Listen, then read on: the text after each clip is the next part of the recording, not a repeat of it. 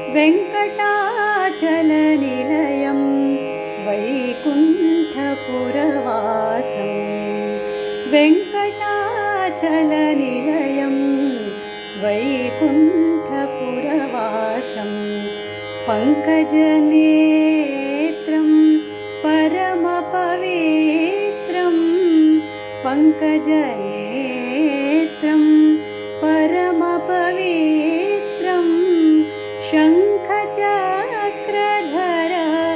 चिन्मयरूपं वेङ्कटाचलनिलयं वैकुण्ठपुरवासम्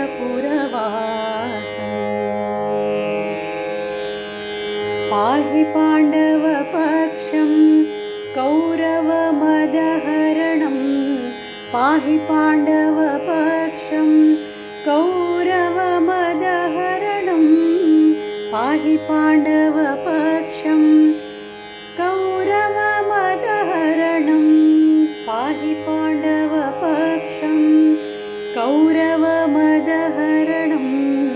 बाहुपराक्रमपूर्णं मकरकुण्डलधर मदनगोपालं मकरकुण्डलधर मदनगोपालं भक्तपोषक श्री पुरन्दरविठलो वेङ्कटाचलनिलयं वैकुण्ठपुरवासं पङ्कजनेत्रं परमपवित्रं शङ्खचक्रधर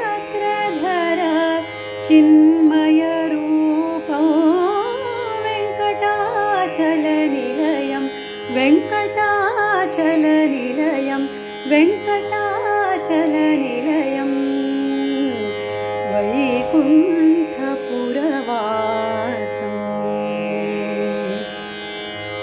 शुभ Vaikuntha Ekadashi to all of you.